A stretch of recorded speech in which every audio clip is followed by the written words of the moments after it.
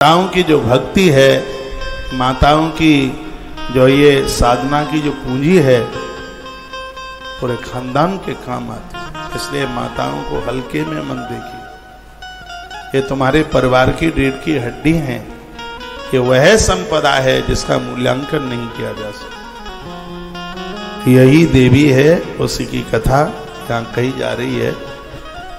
ये पितृ की कन्या थी जिसका नाम था कलावती। 3 बहनें थी, एक है कलावती, एक है धन्या और एक है मेनका। मेनका अगले जन्म में मैना बनी जिसने पार्वती को जन्म दिया, और धन्या अगले जन्म में सुनैना बनी जिसने माता जानकी को जन्म दिया। अब कथा चल रही है यहाँ कलावती की। इस कलावती से पूरा का पूरा ब्रजमंडल जुड़ा हुआ है। वो सुने, बड़ी अद्भुत कथा है, बड़ी अद्भुत बात है। आ गया नारदस्य वयम श्रुता महर्षि की नाम बरहा तस्यो बात प्रीत्या तमी इतिहासम पुरातन। सूत जी कहते हैं कि जब देवर्षि नारद जी ने ऐसा पूछा तो कन्या कलावती का क्या पुण्य था, ब्रसवान जी का पूर्व में क्या पुण्य था, ये कथा विस्तार पूर्वक सुनाइए। तो बभूव कन्या कस्त्या पितृणाम मानसात्पुरा कलावती माला मेनका चा चतुर्दुर्लभा। तीनों बहनों के नाम बता दिए और उसके तत्पश्चात बताया गया कि कलावती छोटे से बड़ी होने लगी तो उस समय मनुवंश में एक बहुत बढ़िया राजा हुए थे जिनका नाम था सुनंद। इस ग्रंथ में वर्णन है कि कलावती सुनंदश्च मनुवंश समुद्भवा। कलावती का विवाह सुनंद के साथ में कर दिया गया। बड़ा अद्भुत राजा था। सच राजा हरि संस्था संप्राप्तास्त कलावती। लगता है कि भगवान ही किसी रूप में इस राजा के रूप में चल करके आए हों। उन्होंने अहो रूप महो भेष महो अस्ताम नवम वयम। बताते हैं कि राजा इतना सुंदर था कि जब वो रास्ते में चलता था, अंबर आकाश में से देवांगनाएं उन्हें देखने को सामने खड़ी हो जाती थी। इतना सौंदर्य उनके पास में था। उनका विवाह माता कलावती के साथ में हुआ। समय चलता रहा। एक बार कलावती को साथ में लेते हुए राजा ने पूरे देश का पर्यटन किया। शैले शैले सुरम्ये च नद्याम नद्याम नदे नदी। अभी मैं नासिक में निवेदन कर रहा था कि पूरी दुनिया में 4000 नदी हैं। भारत बड़भाग्य है जिसमें 200 से ज़्यादा बड़ी नदियां हैं, छोटी मोटी मिला के तो बहुत ज़्यादा है।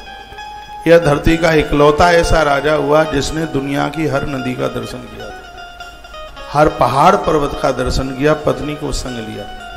एक बार किसी प्रवचन में मैंने निवेदन किया है, आप तीर्थ यात्रा के लिए जाते हैं, मौसी, बुआ, पत्नी, बेटी, बेटा और मित्र, इनको आप संग लेकर के जाते हो तो आपको तीर्थ यात्रा का कई गुना फल प्राप्त हो जाता है। और ये बात मैंने पाराशर संहिता में कही थी इसी साल बैसाख के महीने में। अब आपको ध्यान है कि नहीं आप जाने, तो मुझे ध्यान है ये बात मैंने निवेदित की थी। जब भी आप तीर्थ में जाएं, पत्नी को लेके जाइए, बच्चों को लेके जाइए, बहन को लेके जाइए, बुआ को लेके जाइए, मौसी को लेके जाइए, मित्र को लेके जाइए, हो सके तो अपने गुरुजनों को साथ लेकर के जाइए, तो उसे यात्रा की महिमा अपने आप में और ज़्यादा बढ़ जाती है। भारतेति प्रशंसन्स्यम पुलः आश्रमस्तमुत्तमा। दुनिया कितनी भी बड़ी हो, भारत से बढ़िया कोई देश है नहीं और भारत से बढ़िया कोई देश होने वाला नहीं है, ऐसा ब्रह्म विवर्त पुराण में लिखा है। क्योंकि भारत में गंगा है जो दूसरे देश के पास नहीं है, भारत में श्री वृंदावन है जो दूसरे देश के पास में नहीं है, भारत में कामद गिरि भगवान है जो किसी दूसरे देश के पास में नहीं। इसलिए भारत सिरा दे बजा, यह भारत बड़ा बड़भागी है, भाग्यशाली है। तो कृत्वा विहारम सुचरम च वृक्तो बभूवः जगाम तपसे विंध्याचलम तीर्थम तयास। विंध्याचल पर्वत पर राजा का जाना हुआ और अपनी पत्नी कलावती को संग में लेकर के गए थे। विंध्याचल पर्वत पर गंगा के किनारे लंबे समय तक रहे। उसके तत्पश्चात फिर उन्होंने और आगे प्रस्थान किया। कावेरी नदी जो कि साउथ में बहती है, कावेरी नदी के किनारे पर राजा का पहुंचना हुआ है। कावेरी बड़ी अद्भुत है। महात्मा जहनु ने माता कावेरी के साथ में विवाह किया। हम लोगों की तो दादी लगती है माता कावेरी। मुझे साउथ बड़ा अच्छा लगता है, इसलिए भी लगता है क्योंकि हमारी दादी कावेरी उधर बहती है। आप कहोगे तुम्हारी दादी कावेरी कैसे लगती है? हम लोग महात्मा जहनु की वंश वृद्धि में आते हैं। बड़े तपस्वी महात्मा हैं जहनु।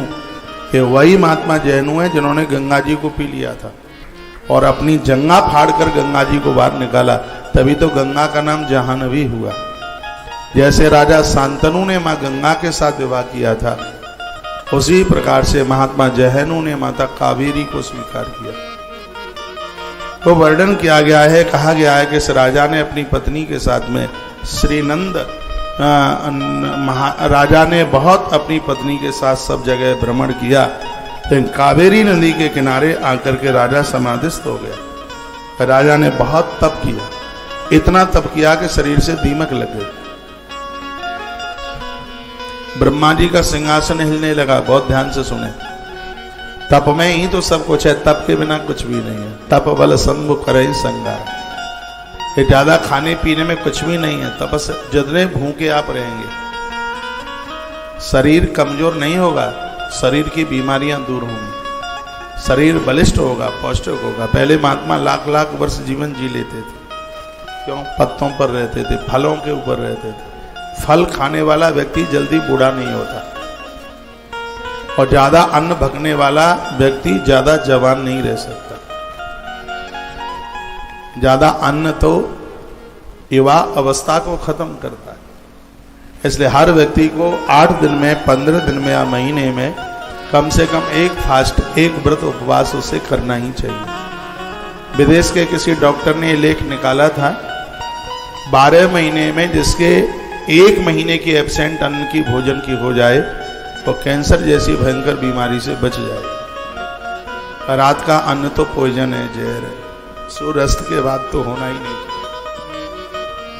तपस्वी भजनानंदियों को तो ये बहुत ज्यादा जरूरी है। एक बात मैं आपको कहूंगा, यदि आप अपने बच्चों के लिए जीवन जीना चाहते हैं, कुछ यदि आप अपने परिवार के लिए कुछ जीवन जीना चाहते हैं, अभी भी आपको अपने परिवार से यदि कोई प्रेम स्नेह, मेरी बात मान लो, भोर में जल्दी जाग कर आधा पौन घंटा घूम लिया करो। आप आधा पौना घंटा घूमेंगे तो ही 80 साल तक जी पाएंगे इस कलयुग में, नहीं तो फूंक 70 से पहले ही निकल जाएगी। ये पक्की बात है। कोरोना में वही ज्यादा मरे जिनको डायबिटीज घेरे हुए थी, जिनको थायराइड और ऐसी तमाम बीमारियां थी, वही दुनिया छोड़ के चले गए। और आप कहते हैं कि परिवार हमें बहुत प्रिय है, बच्चे बहुत प्रिय हैं, तो बिल्कुल यही मान के मत बैठ जाइए कि वहां उसने जितना लिख दिया है बस उतना ही। कभी कभी गलत जिंदगी जी करके, गरुड़ पुराण में लिखा है, जो लिखा है उससे पहले आदमी मर के चला जाता है। जितना लिखा है जब तक उतना टाइम पूरा नहीं हो जाता तब तक उसको जन्म भी नहीं मिलता, वो भूत प्रेत बन करके परेशान होता रहता है। ऐसा गरुड़ पुराण के अंतर्गत लिखा है। गरुड़ पुराण के अंतर्गत ये शब्द लिखा है, जैसे विधाता ने हमारी उम्र लिखी 85 साल और हमारी फूंक निकल गई 75 साल में, तो 10 साल का जो टाइम है उसमें घूमना पड़ेगा। हाँ, दान पुण्य किया है तो कष्ट नहीं होगा, ये बात बिल्कुल पक्की है।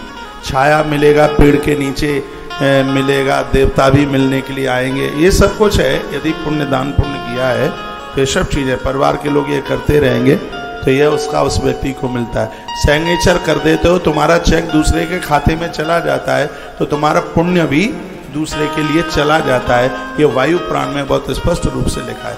लेकिन ये भी लिखा है कि यदि किसी गलती के द्वारा मौत पहले हो गई और उतना टाइम हम पूरा नहीं कर पाए तो उतने समय तक हमें जन्म मिलने वाला नहीं है। इसलिए ऐसा जीवन जी करके जाइए। और कभी कभी लोगों को भगवत कृपा के द्वारा जितनी मौत, जितना जीवन लिखाएं उससे ज्यादा आयु मिल जाती है, उम्र मिल जाती है। कलयुग में 100 साल से ज्यादा जीवन नहीं है, लेकिन आज भी कलयुग में लोग 110 साल जी करके गए हैं। संत महापुरुषों का आशीर्वाद मिल जाता है।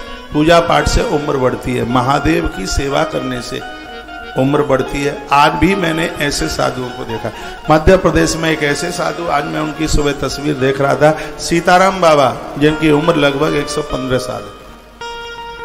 मध्य प्रदेश में ही है कहीं वो कोई जगह, बिल्कुल वृद्ध हैं। और आनंद की बात देखिए, उन्हें माचिस नहीं जलानी पड़ती। वो बत्ती दिए में, वो घी में बत्ती डुबोते हैं और अग्नि देवता को ऐसे प्रणाम करते हैं, जोत जल जाती है। कमाल की बात है। 115 वर्ष की उम्र है उनकी, अन्न खाते नहीं, ऐसे कोई दूध फलियार वगैरह ले लेते हैं। इस कलयुग में 100 साल से ज्यादा यदि व्यक्ति कोई उम्र जी रहा है तो यह देवों की कृपा है। ये परिणाम है कि आप अच्छा जीवन जिए, आप ठीक से। पिच पर वही टिकेगा जो ठीक से खड़ा है उसमें। यदि ठीक से नहीं खड़ा है तो उसको आउट होने में देर लगेगी क्या? नहीं लगेगी देर। इस धरती पर आए हैं, जल्दी आउट मत होइए। अपने ठीक से जिंदगी की पिच पर खड़े रहिए और पारी पूरी खेल करके जाइए। जैसे बढ़िया पारी आप खेल के जाते हैं तो स्टेडियम में जितने भी लोग बैठे होते हैं वो खड़े होकर तुम्हारे लिए तालियां बजाते हैं। धरती पर भी बढ़िया खेल खेल के जाते हो तो देवता खड़े होकर तुम्हारे ऊपर फूल बरसाते हैं, तुम्हारे लिए तालियां बजाते हैं। एक बार मैं फिर निवेदन करूंगा, परिवार को आप अपना मानते हैं, आप कहते हैं बच्चा मेरा, पत्नी मेरा, पति मेरा, और सबको आप अपना मानते हैं, तो एक बार फिर आग्रह में आपको निवेदन करूंगा, आज से ही भोर में घूमना टहलना शुरू कर दो। चीनी को भेज दो पाकिस्तान, हिंदुस्तान में मत रहने दो उसे, उसको बाहर कर दो। उसको गुड़ खाइए, मिश्री खाइए, थोड़ा खाइए, मीठा कम खाइए। मीठे से थायराइड बढ़ता है, कोलेस्ट्रॉल बढ़ता है, मोटापा बढ़ता है और 100% डायबिटीज बढ़ती है। फल भी वो खाइए जो शुगर मुक्त है। जामुन खाइए, बहुत फायदेमंद है। और चीकू मत खाइए, केला भी ज़्यादा मत लीजिए। अधिक मास में मैंने एक केला खाने के लिए बोला था तो अब अधिक मास भी निकल गया। पूरा महीना एक केला मैं भी खाता रहा। कभी कभी ये फल आप ले लेते हैं, ठीक है। अंगूर इस वाले ग्रीन वाले से ब्लैक वाला अंगूर स्वास्थ्य के लिए वो ज़्यादा फायदेमंद है। आप विदेशी फल ज़्यादा खाते हैं जो वे ऋतु के होते हैं, उससे आप अपने आप को धनवान पैसे वाला मानते हैं। भारत की धरती पर जो फल पैदा होता है, अन्न पैदा होता है, वह बड़ा विशेष है। ऋतु फल खाइए। ऋतु फल का मतलब होता है जिस ऋतु का जो फल है वो खाइए। ये तो मोबाइल पर भी आप सर्च करके देख सकते हैं कि इस समय सितंबर चल रहा है तो सितंबर के महीने में कौन सा फल ज़्यादा बढ़िया है, उस हिसाब से अपनी डाइट को संभालिए। तंदुरुस्त रहना है, स्वस्थ रहना है, अभी परिवार के लिए जीना है तो ये कर लीजिए। और अब थक ही गए हैं कि अब संसार में नहीं रहना है, बल्ला लिए खड़े खड़े थक गए कि अब तो आउट होना ही है, तो देख लो कैच दे दो भले ही किसी के हाथ में। नहीं तो अभी आपकी आवश्यकता है आपके खड़े होने की। तपस्या के बिना कुछ भी नहीं। तप के द्वारा तो बॉडी में निखार आता है, जिंदगी बन जाती है, बीमारियां भाग जाती हैं। आज भी हॉस्पिटलों में जाइए, आप गृहस्थियों की संख्या जितनी बेड बिस्तर पर होती है, बाबा जी लोग क्यों नहीं मिलते हो? कोई इक्का दुक्का मिल जाए वो बात अलग है, नहीं तो महात्मा लोग कहाँ मिलते हैं अस्पताल में ज्यादा। उनका जागने का समय, उनका सोने का समय, तो संयमित जीवन जीते। तो यदि ऐसे संयम के साथ जिंदगी जी जाए तो ज्यादा बढ़िया। आप तो घुटने के ऊपर, कमर के ऊपर हाथ लगा ही रहते हैं, नीचे बैठ नहीं सकते।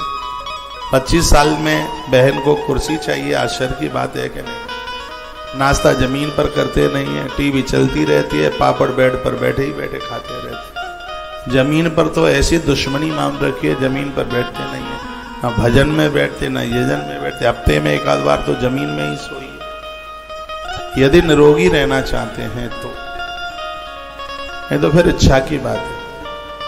पहला सुख है निर्मल काया, पूर्व में भी मैंने बोला है।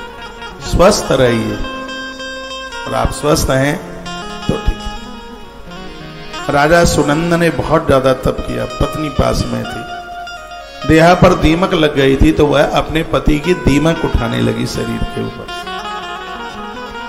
सुनंद राजा हुए। उनकी पत्नी पितरों की बेटी थी जिसका नाम था कलावती। पति का बहुत ध्यान रखे। गीला कपड़ा करती है और पति के होठों के ऊपर उसको लगा देती है, जिससे उनके होठ न सूखे। पूरा ध्यान रखे।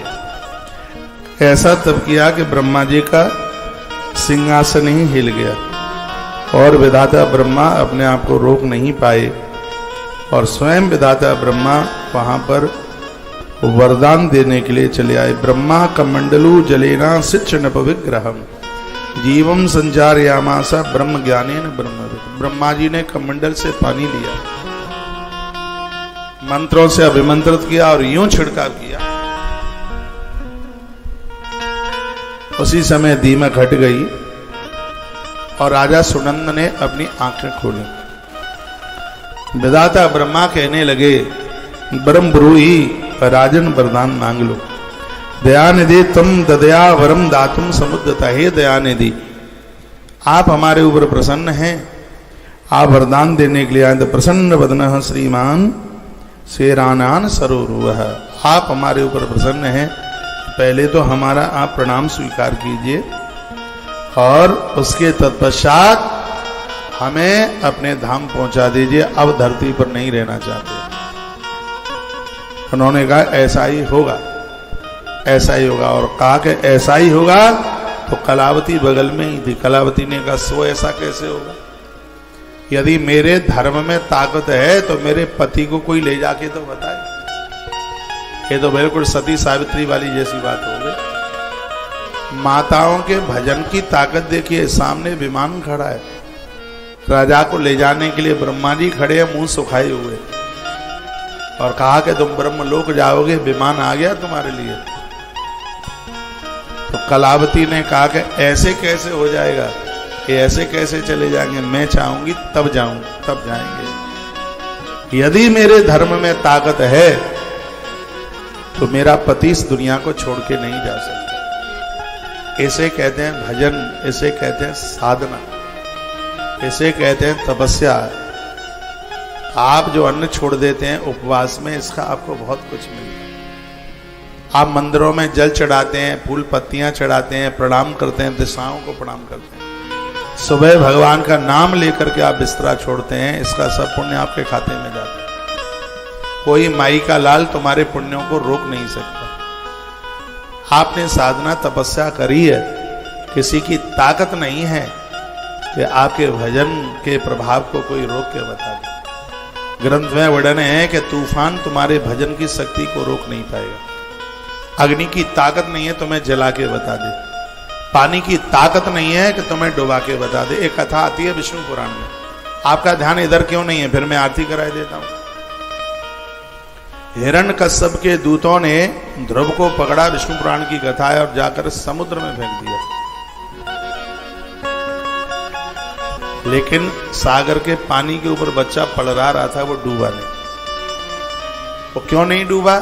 इसलिए नहीं डूबा क्योंकि ध्रुव तपस्वी हैं, उन्होंने तपस्या करी है, और जिसका तप प्रभावी है अग्नि उसको जला नहीं पाएगी।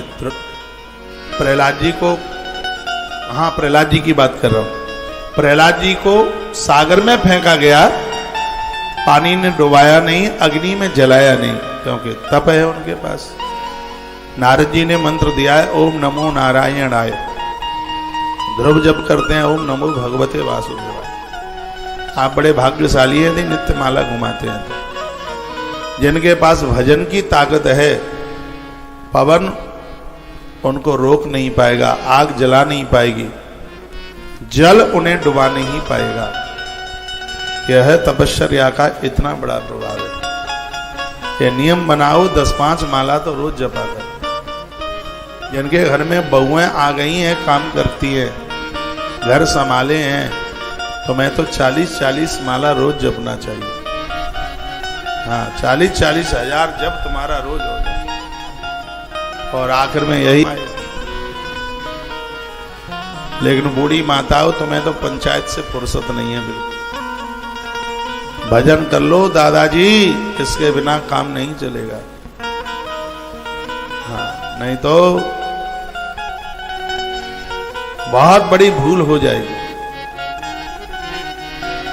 तप में इतनी बड़ी ताकत है कलावती के पति श्री नंद को किसी भी देवता की ये ताकत नहीं थी कि उसको उठा के ले जाके तो बता। और खुद ब्रह्मा ने कह दिया कि तुम ऊपर के लोग ब्रह्म लोक जाओगे, और देवता आगे लेने के लिए विमान खड़ा है।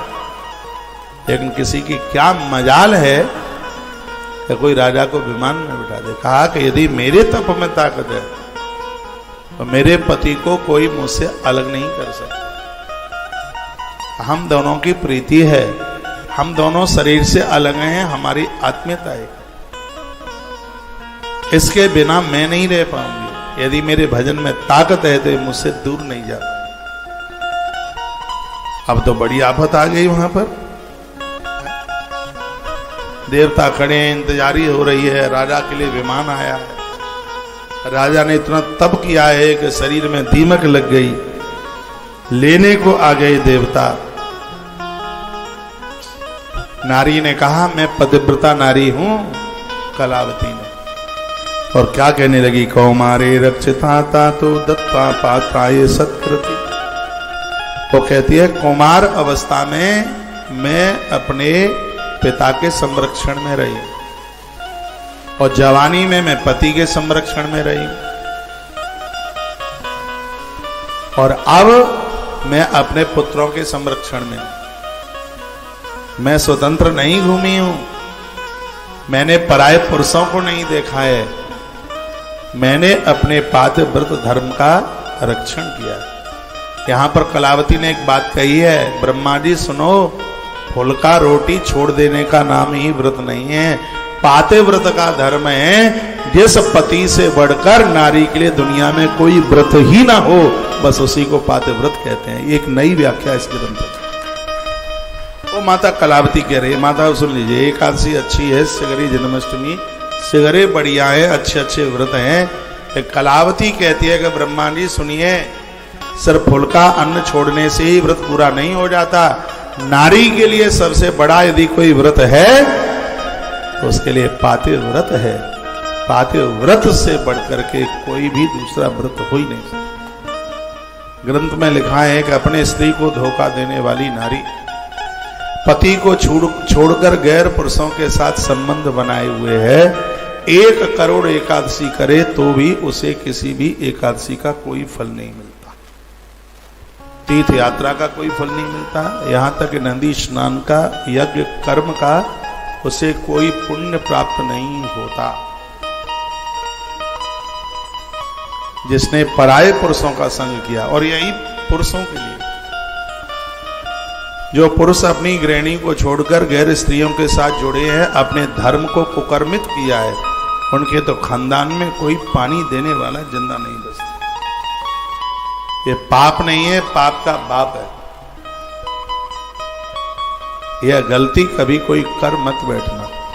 आज युवावस्था है, जवानी है, आज तो पता नहीं चलेगा, लेकिन जिस समय यमराज के 100 हंटर पड़ेंगे और एक एक गिना जाएगा, वहां कोई भी नहीं होगा बचाने वाला। इतनी धुनाई, इतनी कुटाई, इतनी पिटाई होगी कि बख्शा नहीं जाएगा। तुम्हें कुकर्म करते हुए तुम्हारी घरवाली तो तुम्हें नहीं देख पाएगी, लेकिन उस सत्ताधीश की दृष्टि से नहीं बच पाओगे कैसे।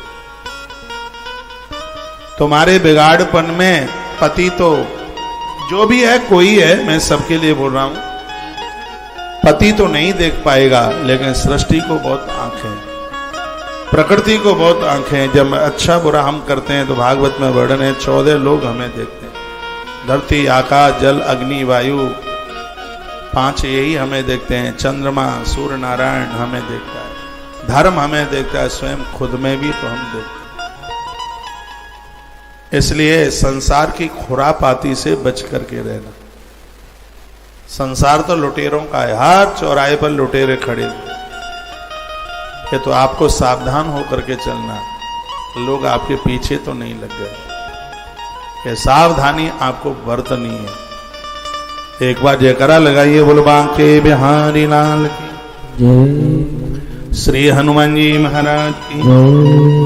यह श्लोक मुझे बड़ा अच्छा लग रहा है। कौमारे रक्षिता तो दत्पा पात्राय सत्कृति। कुमार अवस्था में पिता पुत्री की रक्षा करता है, युवा अवस्था में पति पत्नी की रक्षा करता है। पतियों सुन लो, तुम्हारा काम सिर्फ धन कमाना है, इतना ही नहीं, परिवार को भी देखिए।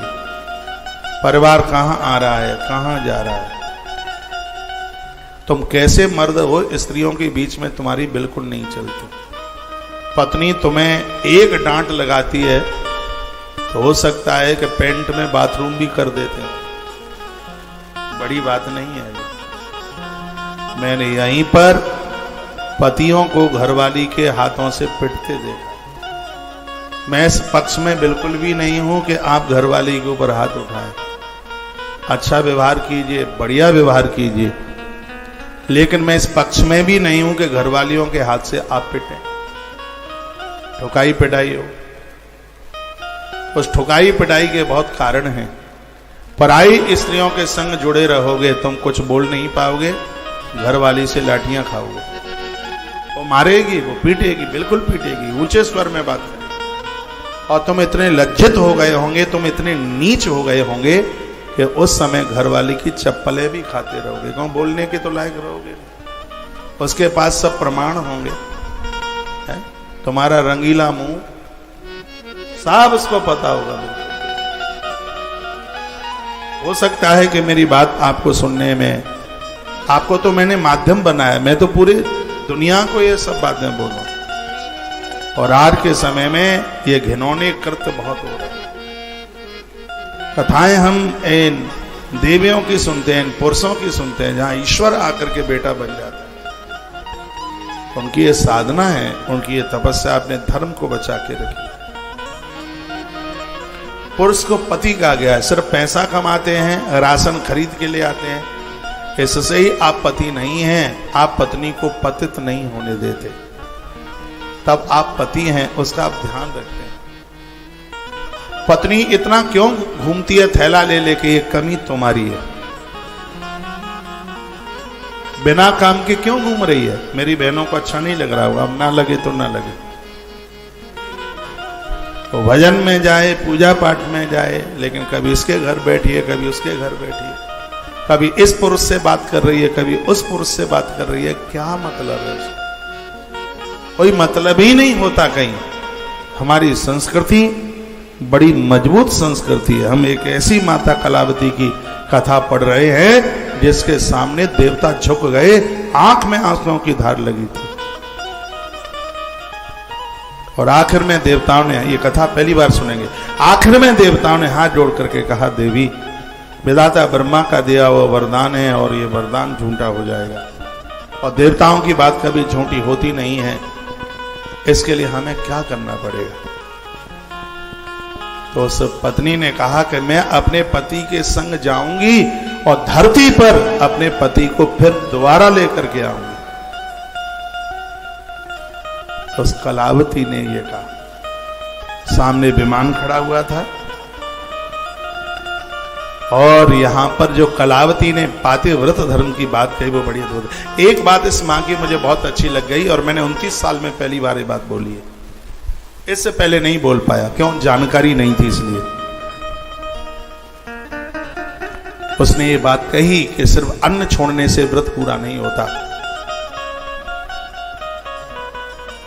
ब्रह्मा जी, पातिव्रत का मतलब है कि पति को समझना, पति का संग देना, पति के धर्म कर्म में अवरोधक ना बनना, यही नारी का सबसे बड़ा व्रत है, यही नारी का सबसे बड़ा उपवास है। एकादशी, जन्माष्टमी, रामनवमी, सोमवार, मंगलवार, बुधवार, ये सब नीचे है, इसके ऊपर कुछ भी नहीं है, सबसे ऊपर है। इसलिए गोस्वामी जी ने, लगता है ये पुराण पढ़ करके लिखा होगा, एक ही धर्म, बिल्कुल इसी श्लोक पर चौपाई है। एक ही धर्म एक व्रत ने, एक ही धर्म एक व्रत ने,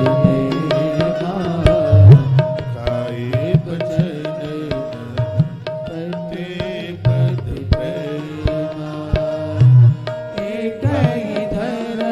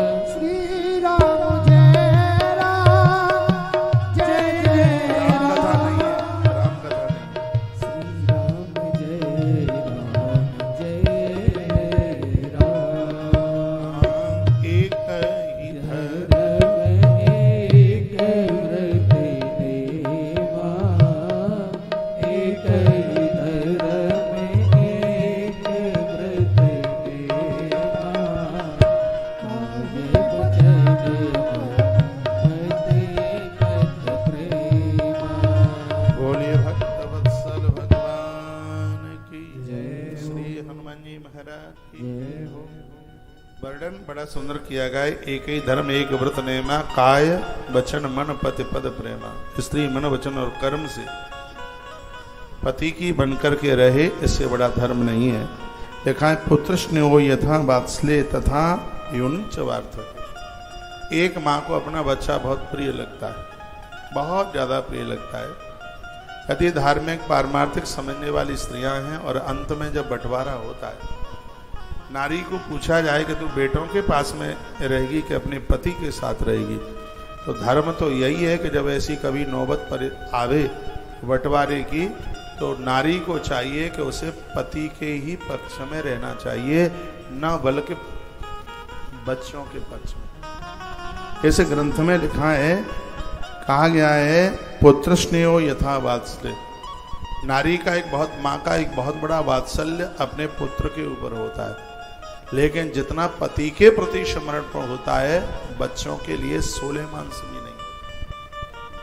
जो उसका समर्पण, जो उसका त्याग एक पति के लिए होता है। कभी कभी ये बच्चे ऊंचे स्वर में पिता को बात करती हैं, तो अच्छी जो माता है वो बच्चे को डांट देते हैं, तो खबरदार तू जानता तेरी कनपटी सेक दूंगी अभी यदि ज्यादा ऊंचे स्वर में बात करी तो। तू समझता क्या है? तू जानता है ये तेरा बाप दिन रात लगा रहता है, दिन को दिन रात को रात नहीं कहता, सिर्फ तुम्हारे पेट भरने के लिए। क्या खर्चा है इनका अपना स्वयं का, और वो डांट करके बोलते हैं। जो अनभिज्ञ हैं वो बच्चों के संग खड़ी हो जाती हैं, जो अनभिज्ञ हैं बगुओं के संग खड़ी हो जाती हैं, चुपड़ी चुपड़ी बात में। हाँ बेटा रिंकू तू सही कह रहा है, ये बिल्कुल ऐसे ही है। ये तो 40 साल मैंने कैसे गुजारी इनके साथ, मुझे ही पूछ लो, मैं कैसे जीऊं इसके साथ 40 साल। वो ऐसा भी हो, ये आदमी घर छोड़ करके बाहर जिंदगी भर पड़ा रहा, लौट के तो तब आया है जब मुंह के दांत टपक गए नीचे, झुर्रियां पड़ गई, केस पक गए, बिल्कुल बूढ़ा हो गया, किसी काम का नहीं रहा, तब लौट के आया। फिर इस परिवार के लोग कहते हैं क्या किया है तुमने जीवन भर हमारे लिए। उसको बड़ी पीड़ा होती है, उसको बड़ा दुख होता है। एक एक रुपया बचाता है, झूठी कसमें खाता है औलाद के लिए, बेईमानी तक करता है, चोरी तक कर लेता है, सिर्फ और सिर्फ परिवार के लिए। अपना उसका क्या खर्चा है? अपना तो उसका कोई खर्चा है ही नहीं। ये पूरा ऊट बडांग सब परिवार की वजह से उसको ये सब करना पड़ा, और अंत में उस बेचारे को गालियों के अलावा प्रसाद में और कुछ नहीं। उसके ऊपर रहम कीजिए, उसको समझिए। ये माता के शब्द है, माँ कलावती जो पितरों की बेटी है। और एक बात मैं और निवेदन करूंगा, इसकी फलश्रुति में लिखा है, पितरों की कन्या जो कलावती की इस कथा को सुनेगा उसके पुरखे तृप्त हो जाएंगे, उसके उसके पूर्वज तृप्त हो जाएंगे।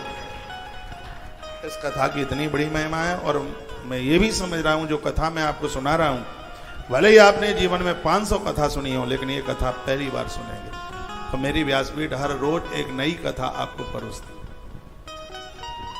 ये भगवान की बहुत बड़ी कृपा है, हर रोज एक कुछ नया सा सुनाने की कोशिश करिए। और मुझे यह भी विश्वास है कि इस कथा में आप बोर नहीं होंगे, इस कथा में आप विभोर होंगे। तो सुते स्नम दहे स्नेहो मातृणाम चा अत शोभिते पति स्नेहस साधीनाम कलाम नारते षोडशी। बच्चों के ऊपर लाड़ कीजिए, आपको शोभा देता है, लेकिन बच्चों के लाड़ में यदि आप पति को दुत्कार देते हैं, इससे बड़ा अपराध नहीं हो सकता। आप गृहिणी हैं, माता कलावती कहती है कि पति का संग देना ये मेरा धर्म है। यदि मैं पतिव्रता ना होती तो अभी तक तो मेरे पति को लेकर आप चले जाते। यमराज में इतनी ताकत नहीं है कि इनका मरा हुआ शरीर नीचे गिर जाए। कलावती में यम में ये ताकत नहीं है, अब छू करके बता दे कि इनके प्राण ले ले, उनमें ताकत नहीं है, ये मेरा धर्म है। ये वो कलावती पितरों की कन्या। दुखांते बंध विच्छेदा पुत्राणाम च ततो अधिका। कहा गया है कि बच्चा बीमार हो जाता है, नारी के लिए, माँ के लिए बहुत ज्यादा दुख होता है, लेकिन ये माता कलावती कहती है कि यदि पति बीमार हो गया है तो उसकी तो देह में प्राण ही नहीं रहते, ऐसी स्थिति उसकी हो जाती है, नारी बेचैन हो जाती है। पति से प्रिय एक नारी के लिए कुछ भी नहीं हो सकता। एक दिन मैंने अभी कहाँ बोला, हाँ मुंबई में बोल रहा था, मुझे ध्यान आ गया। इस दुनिया पर जो आपको आपके पति से मिल सकता है वो किसी से नहीं मिल सकता। ना जन्म देने वाली माँ से मिलेगा, ना पिता से मिलेगा, ना सास, ना ससुर, ना कुटुंब, ना खानदान, यहाँ तक कि बच्चों से भी नहीं मिल सकता। वह जो आपको आपके पति से मिलेगा। आप कहोगे ऐसा क्या है जो पति से मिलेगा? अब वो भी सुन लीजिए। माता पिता के द्वारा आपको ससुराल मिल जाएगी, बढ़िया ससुराल मिलेगी, अच्छा घर मिल जाएगा, वर मिल जाएगा, ये सब चीज़ें उनके द्वारा मिल जाएगी। बच्चों के द्वारा आपको तीर्थ यात्रा मिल जाएगी, बेटों के द्वारा दान पुण्य भी कुछ कर लेंगे, बच्चे पैसा दे देंगे और आप ये करते रहेंगे। एक जो चीज़ है वो कोई दुनिया में नहीं दे सकता और वह है पति। पति अपनी पत्नी को स्वर्ग दे देता है, मुक्ति दे देता है, भगवान का धाम दे देता है, ये पति के द्वारा। पति जब संग देता है नारी को, और जब हवन में पति के संग बैठती है, पति के साथ हवन में यज्ञ में जब आहुति वो डालती है, तो देवतांबर आकाश में हाथ जोड़ करके कहते हैं, हे माँ, हमारी आपसे प्रार्थना है, एक बार तू अपनी कोख से हमें जन्म दे करके तू हमारी माँ बन जा। ऐसा देवता बोलते हैं कि तब ही हो सकता है जब साथ में पति है। पुत्र हैं जो पुमान नाम के नरक से तार देते हैं, पति के बिना वो पुत्र भी नहीं मिल सकता। ऐसा वर्णन किया गया कि वह नारी अति सुंदर होती है जिसके पास पुत्र है। वो नारी बहुत सुंदर होती है, उसी को सुंदर माना गया है। जिस नारी की कोख से संतान हुई है, जिसके पास संतान है, तो ये अग्नि पुराण में भी यह वर्णन है और भी ग्रंथों में वर्णन है। ऐसा जो पति है, पति के बिना पुत्र मिल नहीं सकता। तो पति वह है जो आपको संतान प्रदानित करता है, आपको पुत्र देता है। पति वह है जिसके द्वारा आपको मुक्ति, जिसके द्वारा एक नारी को मोक्ष की प्राप्ति होती है। पति और पत्नी दोनों तीर्थ यात्रा करते हैं, पति पत्नी दोनों मिलकर गुरुजनों के चरण छूते हैं। उस समय उस आशीर्वाद की महिमा ही कुछ अलग है। पति पत्नी दोनों साथ में यात्रा करें, उसकी महिमा ही कुछ अलग है। बेचारी माताएं कहती रहती हैं, पुरुष लोग हवन यज्ञ में बैठते नहीं है, तीर्थ में जाने के लिए तैयार होते नहीं। घर की जिम्मेवारियों से आप फ्री हो गए हैं, गृहिणी का संग दीजिए, साथ दीजिए। जिस राजा श्री नंद की कथा आप सुन रहे हैं, इसने अपनी पत्नी खलावती जो पितरों की बेटी है, इसका बहुत साथ दिया।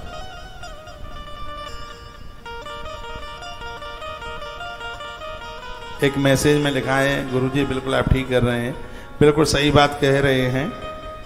ये तो हमने भी बहुत बार महसूस किया है, मेरा पति मेरा देवता है, बिल्कुल देवता है। बुढ़ापे में बच्चे धोखा दे देते हैं, दूर कर देते हैं,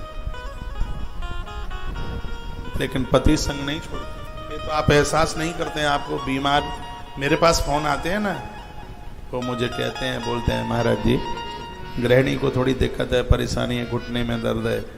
कोई एक पटियाला से एक सिंगला जी हैं, वो मुझे फ़ोन करते रहते हैं, कहते हैं घरवाली के घुटनों में दर्द है, वो बहुत अच्छी है, बहुत बढ़िया है। आप ये मत सोचना कि देवता आपकी बड़ाई नहीं करते, बहुत बड़ाई करते हैं। तो तुम्हारे मुंह पर भले ही ना करें, पीछे से मुझे करते हैं। कहते हैं महाराज जी हम तो तुमसे कोसों दूर थे, धन्यवाद मैं अपनी पत्नी का करता हूँ जिसने हमें आपसे मिला दिया। वो मुझे बोलते हैं, आंख में आंसू आ जाते हैं। और इस देश में ऐसे भी पति बहुत हैं जो अपनी पत्नी को कहते हैं कि कौशिक महाराज से अच्छा हमें कोई नहीं लगता, बस वहाँ जाना है, कथा में जाना है, उनके पास जाना है। ऐसा भी बोलते हैं। ये मेरा भाग्य, यदि आपने हमें एक्सेप्ट किया है, आपने हमें स्वीकार किया है, तो मेरा भाग्य है ये।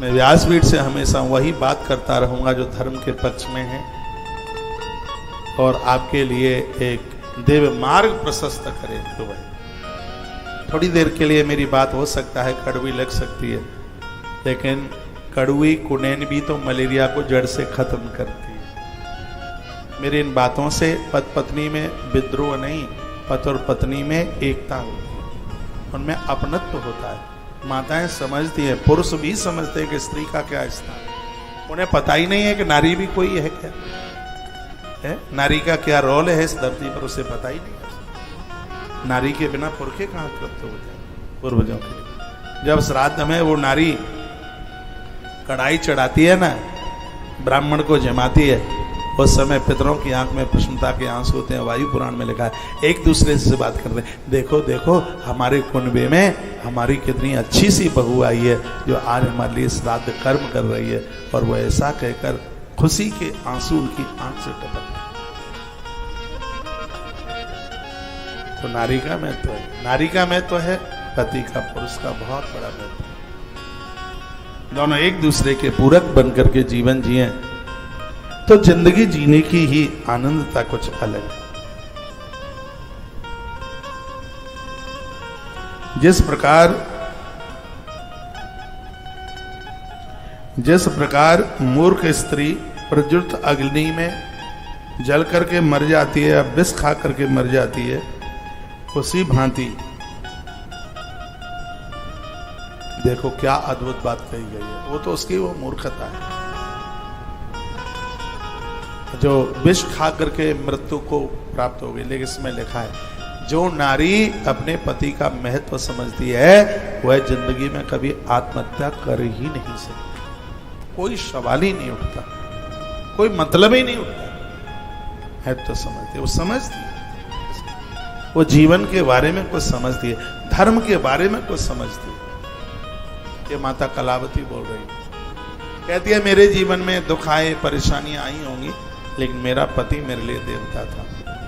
स्थितियां मरने की भी बनी थी, लेकिन मैं जिंदी हूं क्योंकि मेरे पास में मेरा पति, मेरा भगवान। तुम कौन होते हो मेरे पति को ले जाने वाले? तुम कौन? जब मैं नहीं चाहूंगी तब तक यमराज भी मेरे पति को स्पर्श नहीं कर सकता। यह भारत की पुण्य भूमि जहां यमराज को डांट लगा देती। ऐसा बताते हैं कि काल रावण की चारपाई से बंधा रहता था, इंद्र जिसके घर में पानी पवन झाड़ू लगाए। लेकिन इस धरती की पतिव्रता एक नारी क्या कहती है, सठ सुने हर आनी हूं मोई, अधम निलज्ज लाज नहीं तो, तुझे लाज नहीं। उस रावण को मां जानकी डांटती है। पतिव्रता की कथा आप सुन रहे हैं। तो जो पितरों की बेटी है, नारद जी ने प्रश्न किया है, उस कलावती का ऐसा कौन सा पुण्य था कि उस धरती पर कीर्ति बन करके आ गई और उसने भगवती राधा को जन्म दे दिया। क्योंकि इतनी बढ़िया संतान तो बिना पुण्यों के पैदा होती का। अच्छे बच्चे हैं आपके पास तो ये आपका पूर्व का पुण्य है, ये ग्रंथ कहता है। यदि खोटी औलाद आ गई है तो औलाद नहीं, वो पाप ही उस औलाद के रूप में पैदा हुई। ये बात तो महाभारत में कृष्ण ने भी कही धृतराष्ट्र को। धृतराष्ट्र ने पूछा था, ये मेरी बात नहीं मानता दुर्योधन? भगवान ने कहा बेटा नहीं है, पूर्व के तुम्हारे पाप ही ये तुम्हारे 100 बच्चों के रूप में वो अपराध पैदा हुआ है। बड़ी लंबी कथा है और मैं उधर नहीं जाऊंगा क्योंकि यहीं का चैप्टर बहुत बड़ा है। तो आज के इस पावन दिन में, पवित्र समय में जो कथा आप सुन रहे हैं, कथा ये है, पितरों की 3 कन्याएं थी। उन्होंने अपनी एक कन्या सुनंद नाम के राजा के साथ में विवाह कर दिया और यह नारी बहुत बड़ी पतिव्रता थी।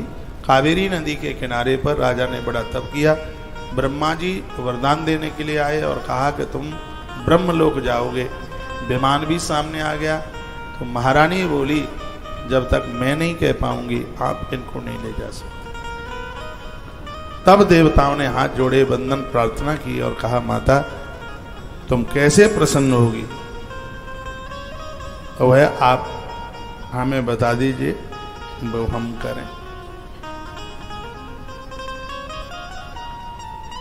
मैया ने कहा, इनके बिना मैं रहूंगी कैसे? तब विधाता ब्रह्मा ने कहा, तो मैं वरदान देता हूं, अपने पति के साथ तुम भी ब्रह्मलोक जाने के लिए मुक्त हो, तुम भी जा सकती हो।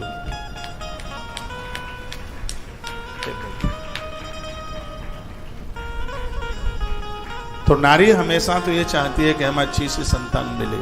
तो उस नारी ने कहा, कलावती ने कहा कि अभी भी मेरी तृप्ति नहीं हुई है,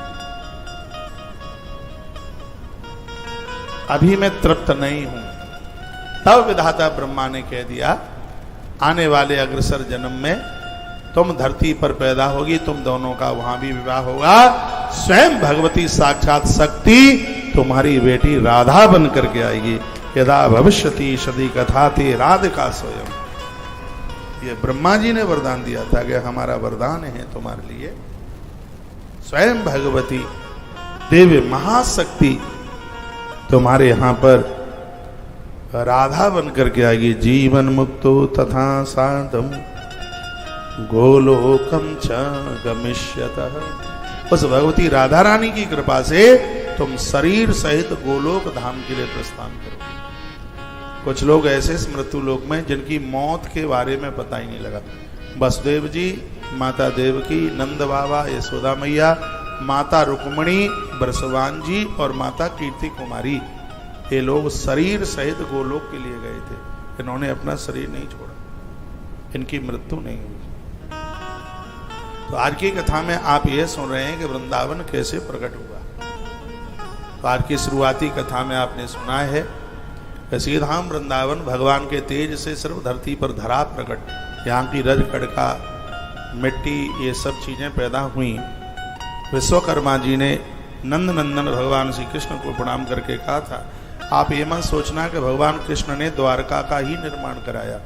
और ये बात इस ग्रंथ में बड़ी ताकत के साथ में कहा गया है, द्वारका जाने से पहले भगवान श्री कृष्ण के आदेश पर विश्वकर्मा जी ने 4 करोड़ भवन इस ब्रजमंडल में बना करके तैयार किए थे।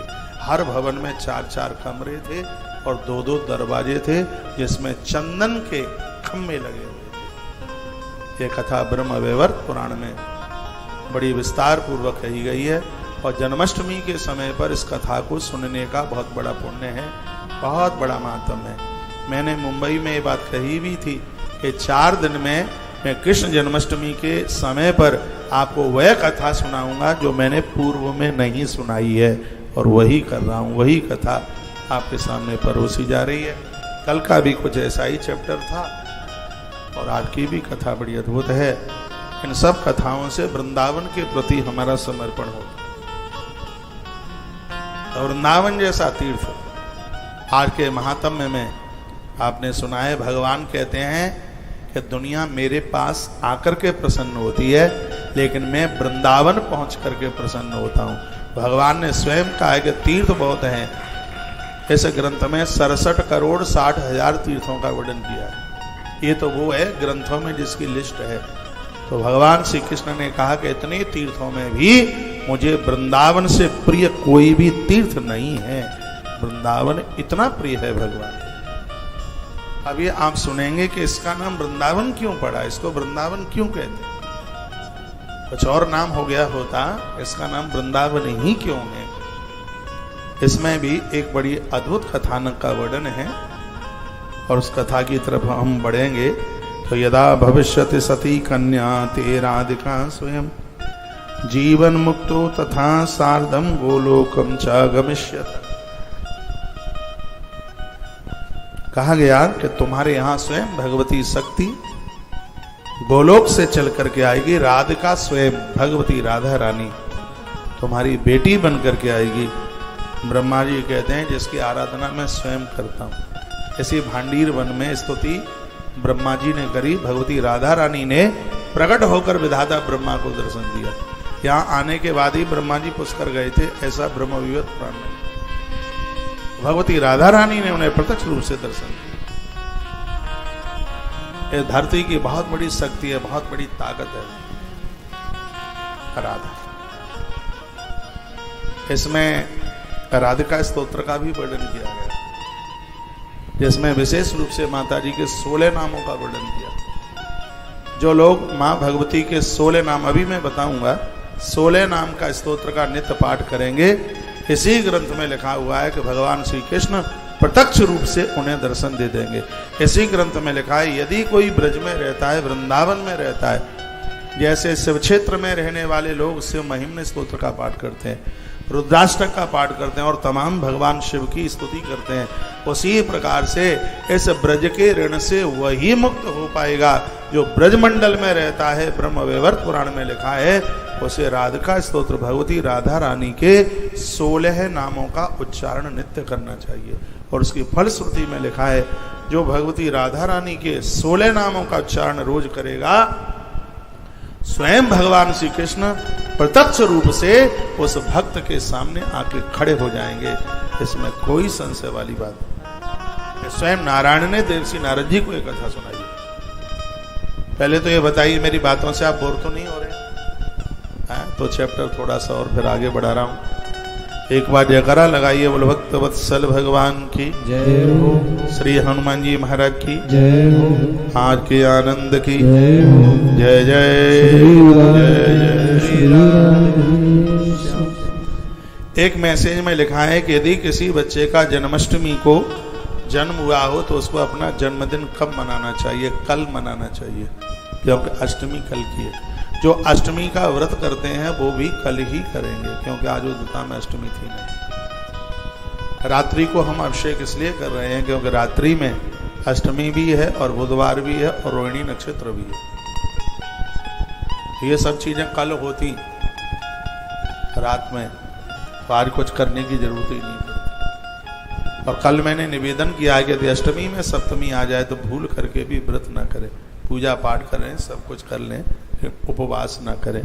उसके कई श्लोक बोल बोल कर कल प्रमाण के साथ मैंने ये बातें कही हैं।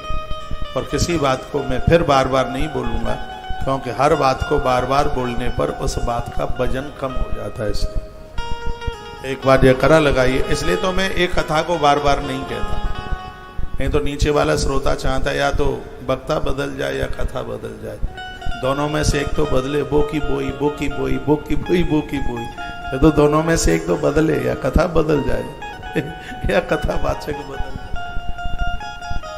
वक्ता बाद में बोलता है, श्रोता पहले से बोलना शुरू कर देता है।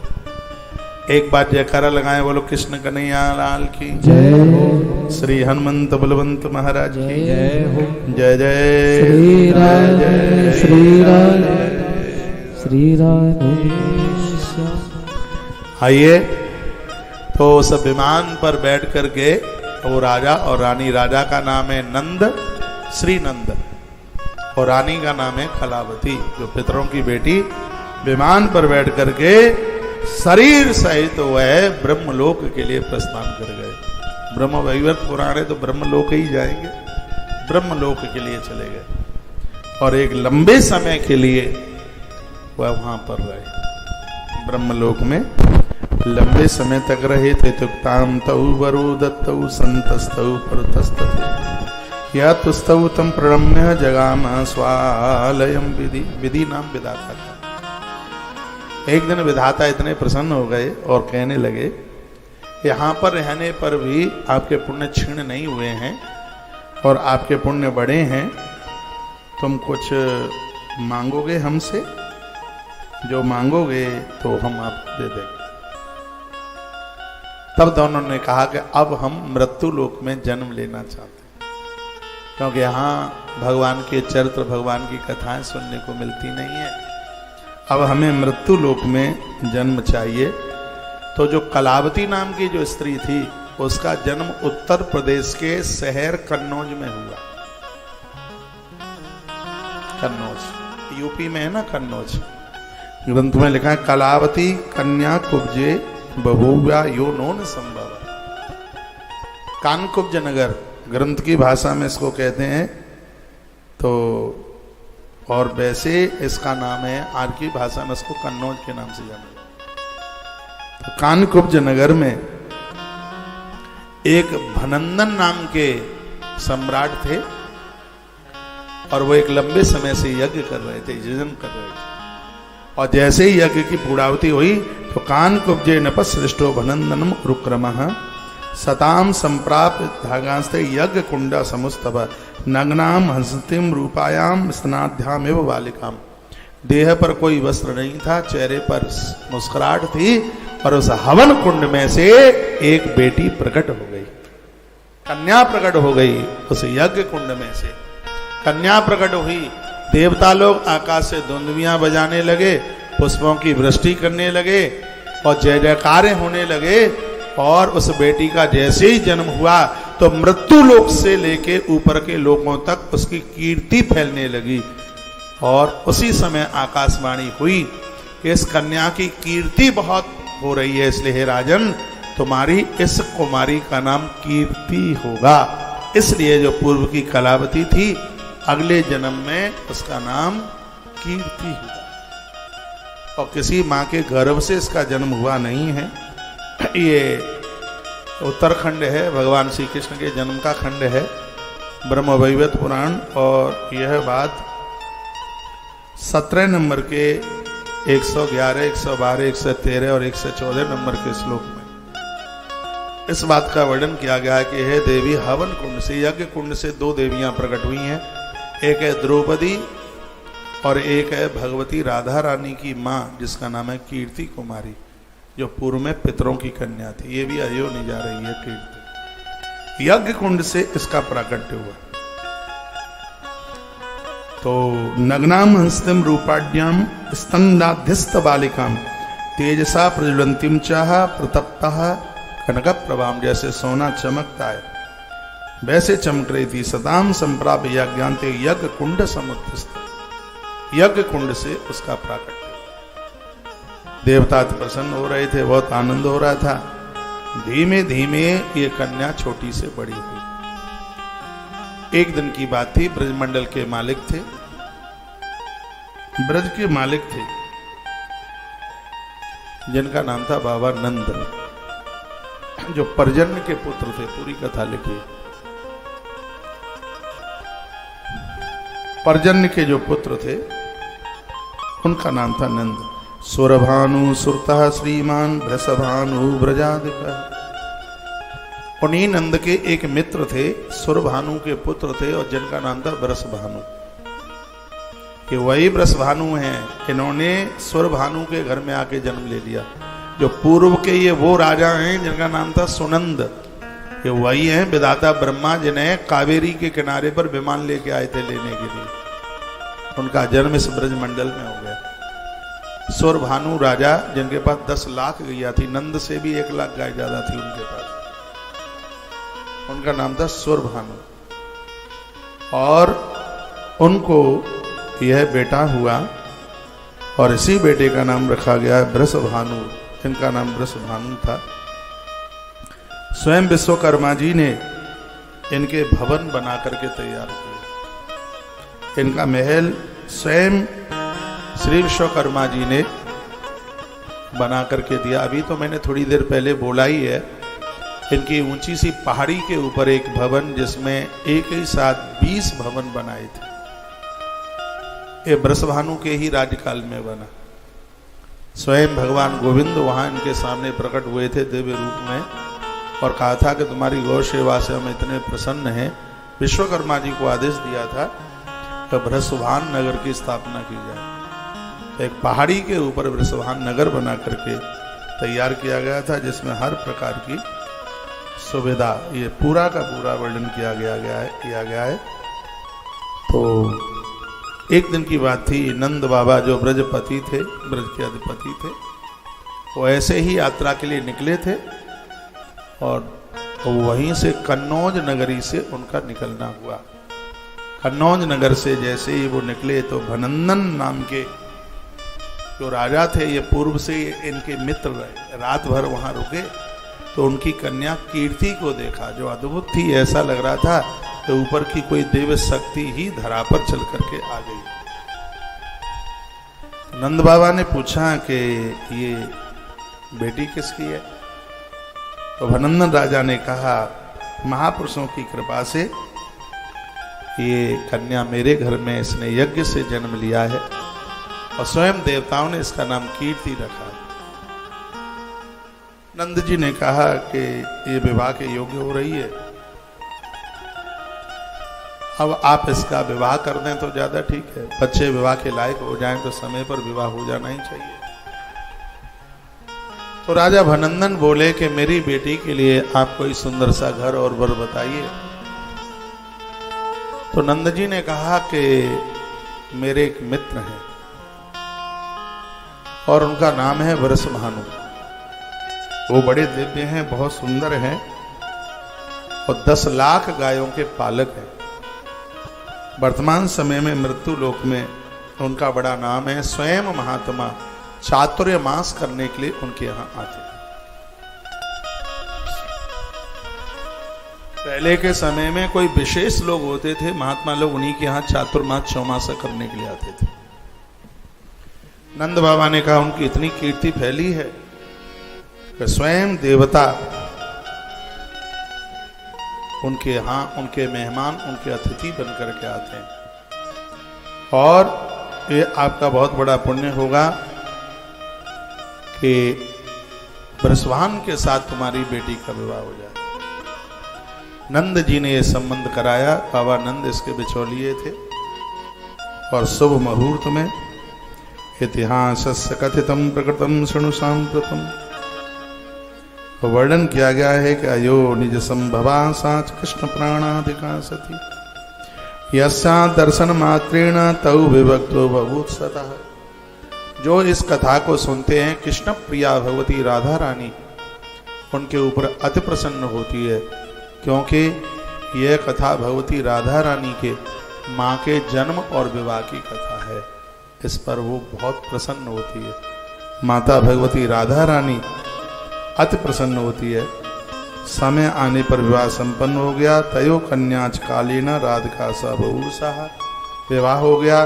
और समय आने पर एक दिन की बात थी, नारायण के मंदिर में पूजा करने के लिए यही कीर्ति गई और जैसे ही पूजा करके वो आरती कर रही थी, आंख में से अश्रुपात हुआ और वहीं बैठी रह गई।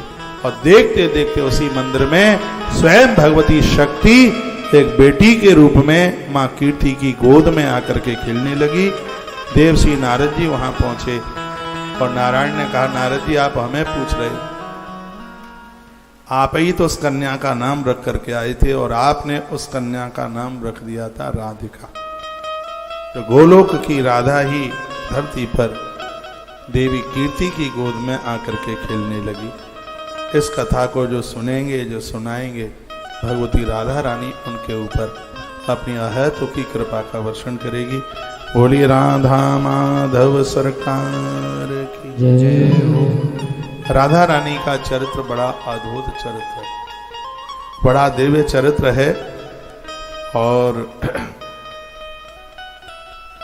देवश्री नारद जी इतने गदगद हो गए थे, बड़ा उत्सव मनाया गया कई पन्नों में भगवती राधा रानी के जन्म का उत्सव, उसकी कथा का वर्णन किया गया है। नारद जी ने एक प्रश्न किया था, भगवान नारायण को कहा था कि इसका नाम है वो वृंदावन क्यों पड़ा, इसके बारे में आप हमें बता देते तो यह आपकी बहुत बड़ी कृपा होती।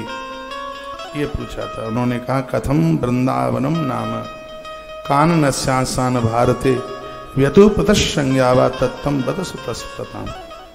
इसका नाम जो वृंदावन पड़ा है उसके बारे में भी आप हमें बता देते तो आपकी बहुत बड़ी कृपा होती। तो वर्णन किया गया, सुन लीजिए। कहा गया कि पुरा केदार निप्रत्ये सप्तद्वीपवतीम स्वयं आसीत सत्ययुगे ब्रह्मन सत्य धर्मस्तथा। सतयुग की बात है, बहुत पुरानी बात है। धरती पर एक राजा हुए थे जिनका नाम था केदार, जिनका नाम था केदार। और वह बड़ा अद्भुत राजा था। पुत्रेषु राज्यम संन्यस्य प्रियम त्रिलोकस्य मोहिनी जयगी सभ्योपदेशेन जगामा तपसे वनम। घर राज्य परिवार सब अपने पुत्रों के ऊपर छोड़ता हुआ उसने महात्मा जयगी सभ्य को अपना गुरु बनाया, उनसे मंत्र लिया और उत्तराखंड के पहाड़ों के मध्य में उन्होंने तप किया। केदार तप किया उसने। भगवान हरि और हर दोनों वहां पर चल करके आए और राजा के ऊपर इतने प्रसन्न थे, केदार राजा के ऊपर इतने प्रसन्न थे, प्रत्यक्ष रूप से भगवान ने उसको दर्शन दिए। कहा, वरदान मांग लीजिए, क्या चाहते हो। तो उन्होंने जवाब दिया कि भगवान आपको मैं प्रिय लगूं और मैं अपनी बेटी को बड़ा लाड करता हूं, अपनी बेटी को मैं बहुत स्नेह करता हूं और मेरी बेटी का नाम है वृंदा, उसके ऊपर आपकी कृपा हो। भगवान नारायण ने कहा, एवमस्तु।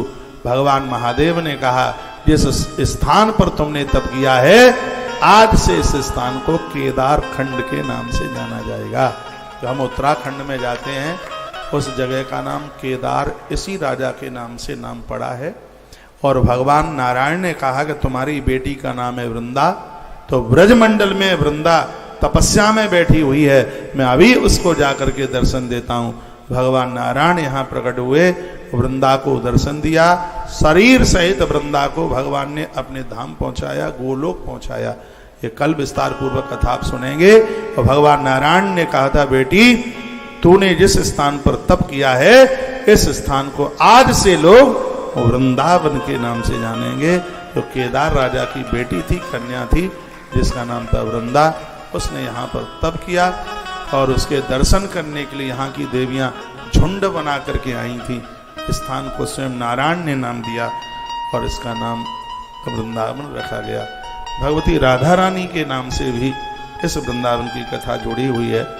और आइए कुछ औपचारिक सूचनाएं फटाफट आप सुन लीजिएगा, और वो भी जरूरी है।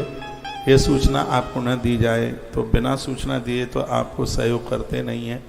बाहर भक्तों को मैं कहना चाहूँगा, आज आप वृंदावन आ रहे हैं, शाम तक मैं आप सबको मिलूँगा, इसलिए 1 बजे तक इस कथा को पूरा कर रहे हैं, अभी कहीं जाइएगा नहीं।